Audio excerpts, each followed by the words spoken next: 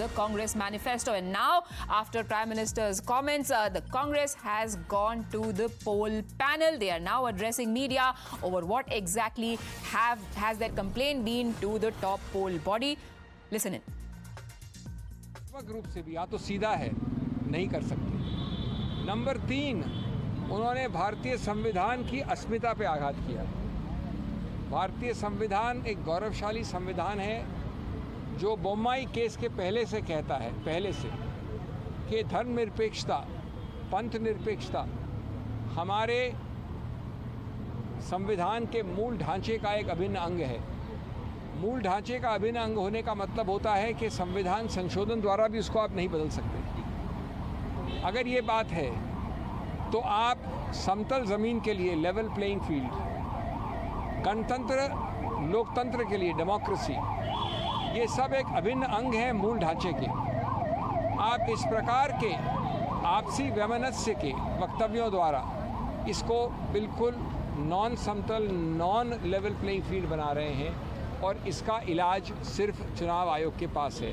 इसलिए जो आप और मैं कह रहा हूँ ये कि इसमें भारत की क्रेडिबिलिटी का सवाल है, हमारे संविधान की क्रेडिबिलिटी का सवाल है, हमारे प्रधानमंत्री के पद की क्रेडिबिलिटी का सवाल है, हमारे चुनाव आयोग के क्रेडिबिलिटी का सवाल है। इसलिए आप वो सब जो करते हैं, जो आम आदमी के विषय में करते हैं, वो प्रतिबंध आपको लगाना पड़ेगा, चाहे कोई कितना बड़ा हो, चाहे कोई कितना छोटा हो।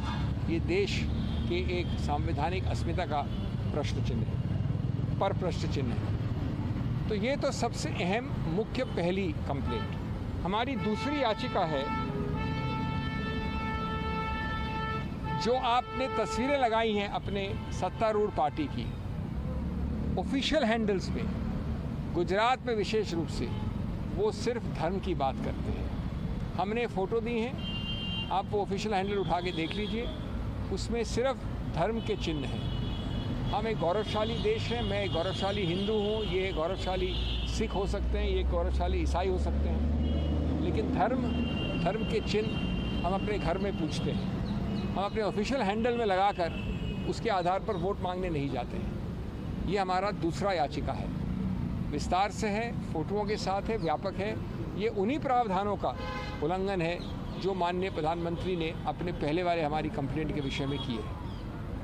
तीसरा, एक बहुत ही विचित्र उल्लंघन देखा हमने, जो सिर्फ गैर कानूनी हस्तक्षेप और गलत रूप से दुष्प्रभाव डालने वाला हस्तक्षेप है। हमने ऐसा कभी सुना नहीं, कभी हुआ नहीं।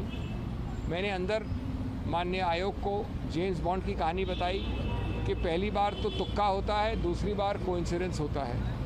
अगर वही चीज़ तीसरी बार हो तो उसको शत्रु का एक्शन कहा जाता है। सूरत में ये बात बारंबार हुई है, ये कोइंसिडेंस नहीं है, ये शत्रु का एक्शन है। क्या हुआ? एक साथ 4 प्रस्तावक कांग्रेस कैंडिडेट के खड़े होकर बोलते हैं कि ये हस्ताक्षर हमारे नहीं हैं। चुनाव के एक दिन पहले ये कहा जाता है।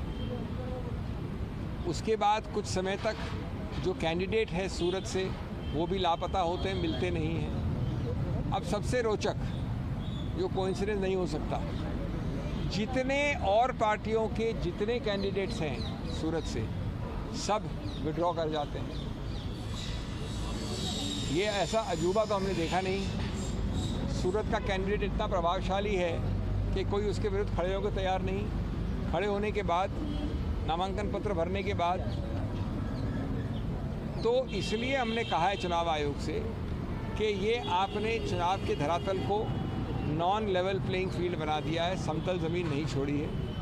ये चुनाव पिटिशन का मामला नहीं है, इसमें आपका एक ही हल है, ऐसे कारनामों का फ़ायदा न उठा पाए कोई। इसलिए अति आवश्यक है कि आप स्थगित करें चुनाव सूरत में और चुनाव की नई तारीख दें, जिससे ये संदेश बड़ा स्पष्ट जाए कि अगर मैं इस प्रकार के दुष्प्रभाव से इनको इफ़ेक्ट करता हूँ या इनको इफ़ेक्ट करता हूँ, वोटर हो या कैंडिडेट हो, उसका फ़ायदा मैं नहीं ले सकता। इसलिए इस चुनाव को स्थगित करने की हमने मांग की। 5वां उदाहरण आता है, हमने कंप्लेंट की है न्यूज़ 18 के एक एंकर चैनल ऑपरेटर जो चलाते हैं प्रोग्राम्स, सूर्य तिलक से राज तिलक नाम से उनका एक प्रोग्राम है।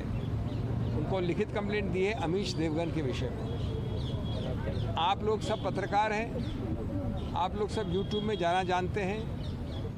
So, right, the matter that was started yesterday by Prime Minister's comment on the manifesto and the promises made by the Congress in it has now reached the poll body. Congress has also taken several other complaints when they had met the poll body today. Abhishek Manu Singhvi there addressing media. But what started this all? Listen in to the Prime Minister and what he said yesterday.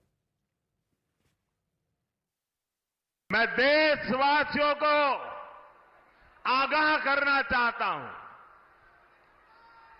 Congress और इंडी गठबंधन की नजर अब आपकी कमाई पर है, आपकी संपत्ति पर है।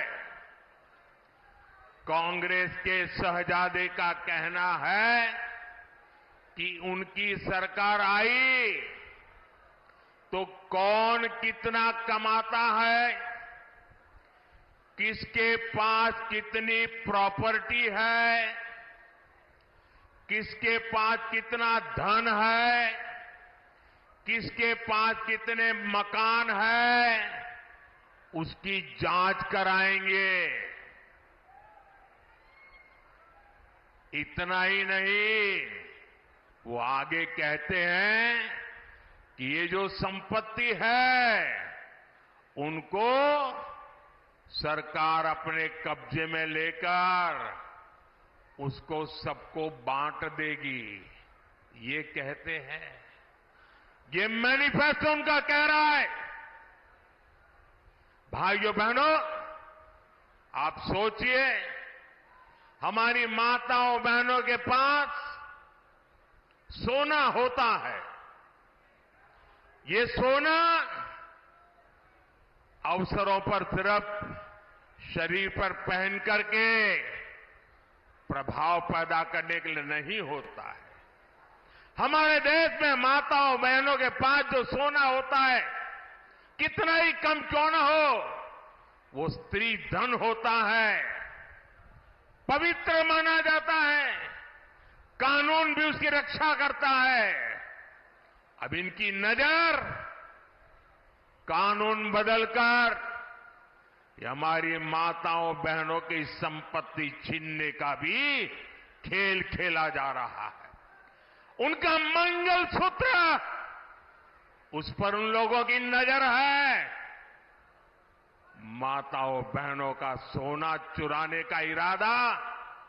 इतना ही नहीं, वो सर्वे करना चाहते हैं कि जो नौकरी पेशा वर्ग है, जो कर्मचारी है, उन्होंने अपनी बच्चों की पढ़ाई के लिए, बच्चों की शादी के लिए जो एफडी की है, फिक्स डिपॉजिट की है, किसकी कितनी सैलरी और कितनी एफडी है, उसकी भी जांच होगी। किसके पास एक वाहन है, किसके पास 2 वाहन है, उसकी भी जांच होगी। यानी किसके पास कितनी जमीन है, उसकी भी जांच होगी। व्हीकल कितने हैं, उसकी जांच होगी। कांग्रेस इसका सर्वे कराएगी और फिर कांग्रेस कब्जा करेगी। सरकार के नाम पर कब्जा करके आपकी संपत्ति को छीन करके बांटने की बात कर रही है। If you like this video, then like, share and subscribe to ET Now.